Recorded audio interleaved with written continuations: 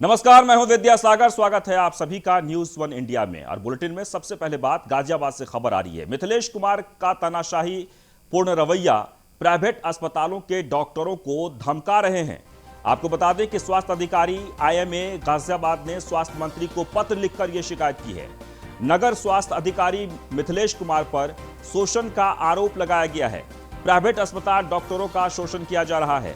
पिछले 1 साल से कोरोना से लड़ाई लड़ रहे हैं ये सभी लोग। ऐसे वक्त में हमें अधिकारियों का सहयोग चाहिए, न कि शोषण। लेकिन मिथिलेश कुमार धमकी दे रहे हैं। सभी अस्पताल दवाई ऑक्सीजन की कमी से जूझ रहे हैं। सारे प्रोटोकॉल तोड़ जिंदगी बचाने में जुटे हुए हैं। लेकिन मिथिलेश कुमार बेवजह हम पर दबाव बना रहे हैं। अभी जिंदगियां बचानी है, ऑडिट तो चलता रहेगा। प्राइवेट अस्पतालों पर लोगों का भरोसा मजबूत हुआ है। न्यूज वन इंडिया की पड़ताल में यह जानकारी मिली है कि प्राइवेट अस्पतालों से पुराना हिसाब चुका रहे हैं मिथिलेश कुमार।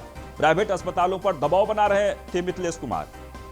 अपने करीबियों को दाखिल कराने के लिए दबाव बना रहे थे।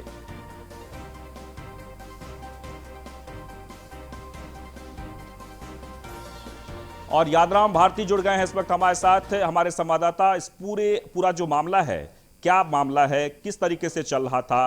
क्योंकि इंडियन मेडिकल एसोसिएशन ने बहुत ही गंभीर परिस्थिति में चिट्ठी लिखी है।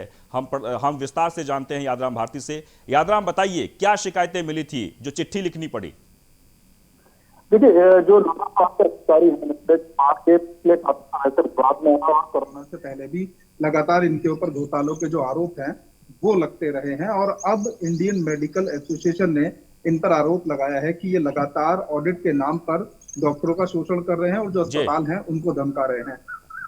जो मिथिलेश कुमार है, उनके जो आदेश हैं उसके मुताबिक ये सभी डॉक्टर से, सभी अस्पतालों से इन्होंने एक ब्यौरा मांगा है कि कितने पिछले 1 महीने में आपने कितने मरीज भर्ती किए, उनको कितनी ऑक्सीजन दी गई और आज के समय में आपके पास कितने मरीज हैं और कितनी ऑक्सीजन आप दे रहे हैं।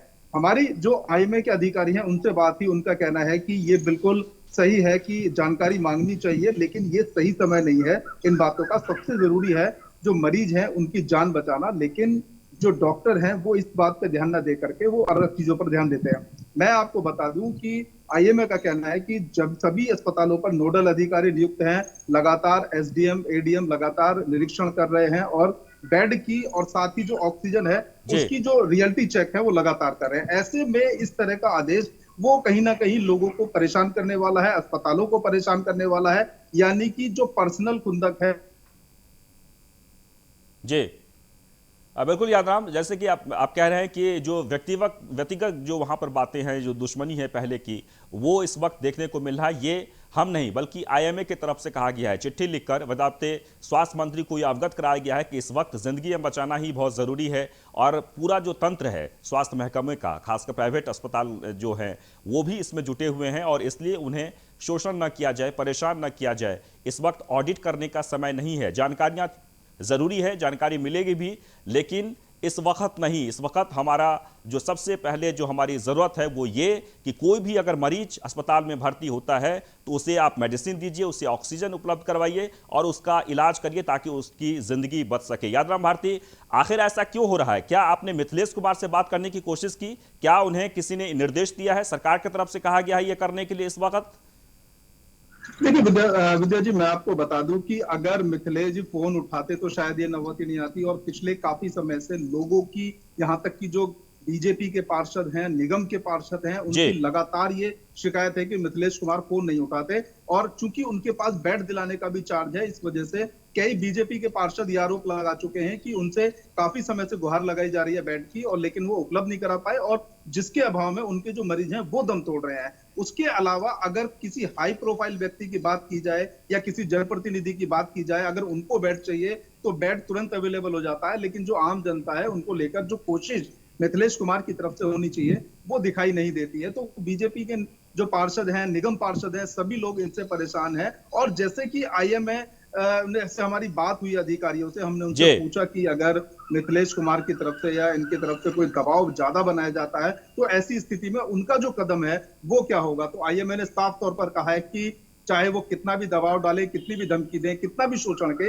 इस समय वो चिकित्सा सेवा विरोध स्वरूप ठप नहीं करेंगे और मरीजों का जो इलाज है वो नहीं रोकेंगे, क्योंकि सबसे पहले इलाज है, मरीजों की जान है। ये जितने भी नियम कानून है ये सब चलते रह लेंगे, लेकिन फिलहाल जो लोगों को इलाज मिलना वो बेहद जरूरी है। बिल्कुल, लेकिन लेकिन इस यादराम भारती समय मिथिलेश कुमार को जी इस ऑक्सीजन सिलेंडर, बेड, इन सब पर इनकी आपूर्ति को लेकर ध्यान देना चाहिए। लोग परेशान हो रहे हैं, उस पर ध्यान देना बिल्कुल और चाहिए, उस पर लेकिन इन सब बातों पर ध्यान न दे करके जी वो एक अननेसेसरी एक जो सवाल है ये वो भी है अस्पतालों को, डॉक्टर्स को परेशान कर रहे हैं। जी यादराम, जी निश्चित तौर पर ठीक है, आपने एक पक्ष की बातें तो सुन ली, आईएमए की तरफ से जो बातें कही गई है, उन्होंने चिट्ठी भी बजाते लिख दी है स्वास्थ्य मंत्री को, उन्होंने शिकायत भी कर दी है कि भाई इस तरीके से अभी हम नहीं कर सकते हैं।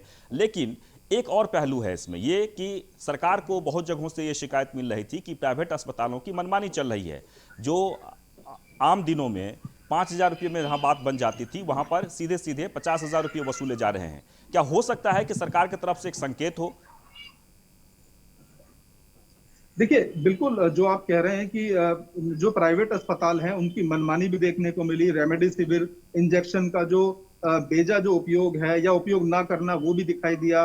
प्रशासन और पुलिस की लगातार टीमें छापेमारी कर रही हैं, और इतना ही नहीं, मैं बता दूं कि गाजियाबाद के अंदर इसी लापरवाही को लेकर कई अस्पतालों के जो लाइसेंस थे वो भी निरस्त हुए, और जी लगातार अधिकारी इस बात का भी निरीक्षण कर रहे हैं कि बेड खाली है, लेकिन